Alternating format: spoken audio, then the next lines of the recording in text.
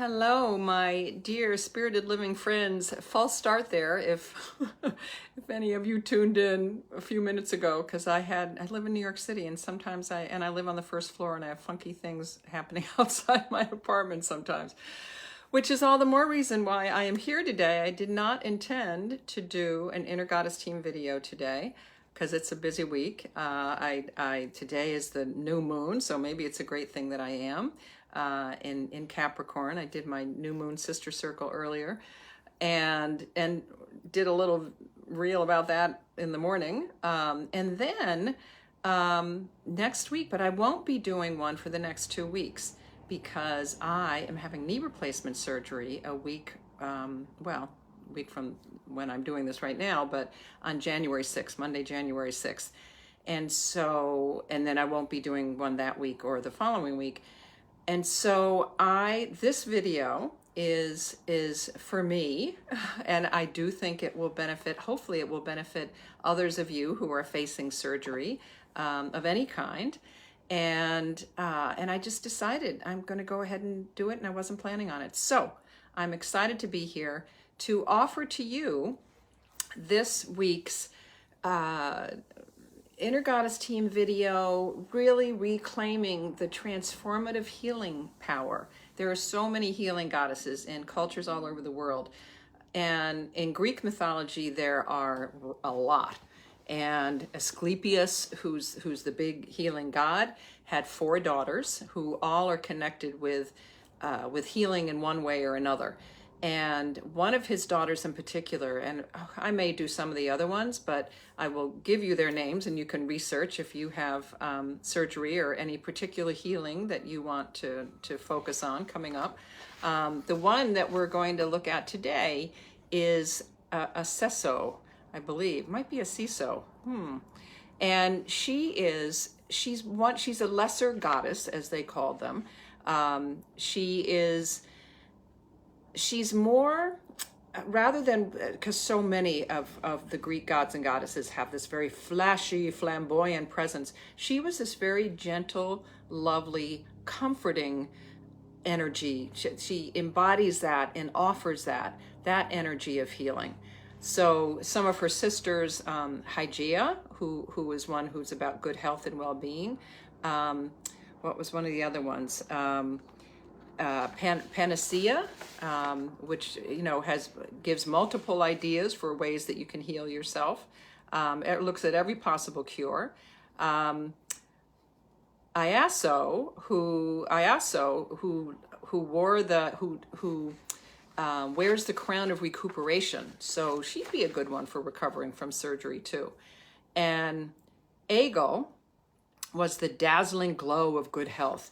So all of those, the reason that I'm really focusing on Aceso today is because she's about healing wounds. And surgery, while it is a surgically inflicted wound, it is still a wound. And in my process of recovery, preparation and recovery for surgery, I really want to focus on what I've been focusing on pre-surgery, and I'll share some of them with you, are meditations and guided visualizations and affirmations to calm and I'm actually feeling kind of excited and curious after being a little freaked out a few weeks ago about this upcoming knee replacement. And so there's a lot of pre-surgical stuff to do, which Aceso can be lovely about, because she is known for her very nurturing bedside manner, and that she has wonderful unctures and libations to offer. And there's a wonderful image that I just really thought captured. I didn't find a whole lot of images of her because she is one of these lesser known goddesses, but this one really kind of gives you an idea of the comfort that she offers to people who are in recovery. But I think also I know I will need comfort when I'm sitting in the waiting room, waiting to go into surgery. So that's an important part too. So that the combination for me that feels really powerful is the combination of this gentle, she's known for her gentle essence and the comforting presence that she provides, which is settling. And there's I've had, if anybody wants a whole bunch of good resources, I've been putting together some wonderful ones for surgery, and a lot of the pre-surgical ones, these meditations, affirmations, guided visualizations, all of that have to do with calming and bringing your anxiety level down about your upcoming procedure. And it's been shown, now there's neuroscience that shows how that actually physically, and there's several hospitals, including, yay, the one, NYU Langone, where I'm having my surgery done. It shows that the neuroscience shows that it actually does make a difference in both pain relief and recuperation time, recovery time. And I have a friend who, I've had so many wonderful people telling me their experiences with knee replacement and hip replacement, which is down the road, maybe sooner than later, and with surgery in general. And this particular friend gave me the statements that the affirmations that she gave to both her surgeon and her anesthesiologist to say while she was going under, because it's not a general anesthesia, and even if it was, we know that our unconscious mind is still present. Our subconscious is still picking up what's going around the room. And these are statements that she asked them to say while she was under anesthesia. And I will read them for you in a minute. I'll introduce you to one of my favorite healing chants, and then I'll read for you. And as I said, I have lots of, please feel free to reach out. I've now created lots of different resources for both pre-surgery, pre-op, post-op healing and calming and all that kind of stuff. So I will be singing my favorite healing chant when I do that. Let me see what else in particular I want to tell you about Aceso. She represented the healing. This I thought was cool. She represents the healing process, not necessarily the cure itself. So it's the process of curing yourself. So that necessitates a certain amount of patience and trusting in your body's recuperative abilities. And that's a lot of, what many of these pre-op and post-op meditations are about, is really instructing our unconscious mind. Our unconscious mind only knows what our conscious mind tells it, which is why it's really important for us to use positive language. That's the power of positive affirmations, and to think positively. So to be able to have words that you can say to yourself, and that you can ask anyone on the team that's involved with your surgery and your friends. I mean, I'll be sending out, I announced it in my email newsletter over the weekend. I will be sending out a request to my friends. I don't know how much I'll put here. I'm not one of those people that's going to post a picture of myself in the hospital, which I will not be there overnight. But to be able to learn ahead of time some of these processes, which Aceso was so wonderful at. She's very much about looking at the quieter ways to move through the healing process, the wound process. She is about, remember, as I said, about healing wounds.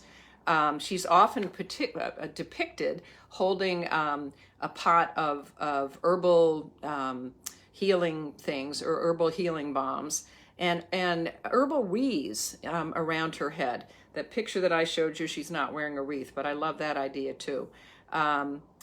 And let's see, they underscore restoration. I'll also put, there was really one main site that I found that talked about her, because there's not a whole lot of information, since she is a kind of a minor, so they say, a minor goddess. Another symbol of hers are chalices with olive tinted libations that you can, and olive oil is curative on so many levels anyway. I think that's kind of the gist. I think that the biggest thing that I got from learning about her, and I really was a crash course because I didn't decide to do this until about half an hour ago. She stands out, and I loved this phrase. She stands out with her quiet dedication to healing. Her approach, which emphasizes the nurturing process over miraculous cures, reminds us that sometimes true healing requires patience and gentle persistence, and just, PT, whatever that means for you, as you or someone you love is going through a healing process. So she's a good one to bring in, to introduce to your surgeon if you're having surgery, as I am. I don't know that I will say to my male surgeon, I will know that I am invoking Aceso as I go into my surgery, and I will be giving him, and that's what I want to share with you now. I will be giving him and the anesthesiologist. These were the affirmations that my friend passed along to me from one of the many resources that I now have as well. So she's asked them to repeat these things 5 times. Following this procedure, you will feel comfortable and you will heal well. Your procedure has gone very well. Following this procedure, you will be hungry. You will be thirsty and will urinate easily. Your skin will heal quickly and easily. So very simple. And I will, I'm going to send them ahead. And I think nowadays there's enough, as I said, neuroscience, enough literature out there that talks about this mind-body connection and how important it is for both pre-op anxiety reduction and also recuperative, healing in the recovery period. This is one that I thought was very fascinating. If there's a possibility of a lot of bleeding, also say you will have minimal bleeding during surgery. And my friend, Grace, another wonderful coach, we've been in a prayer group together for 15 years. She said when she came out of her surgery that her surgeon told her that there was actually a point where she seemed to be bleeding more, and the surgeon repeated this particular one about minimal bleeding, and she said, and the bleeding slowed down. So anecdotal, but I love it. So I offer this up to you, my gift to you as I go into my surgery on January 6th, in the hopes that you can use this for yourself or for someone that you love that's facing surgery or has been through it and now is going through the recovery process.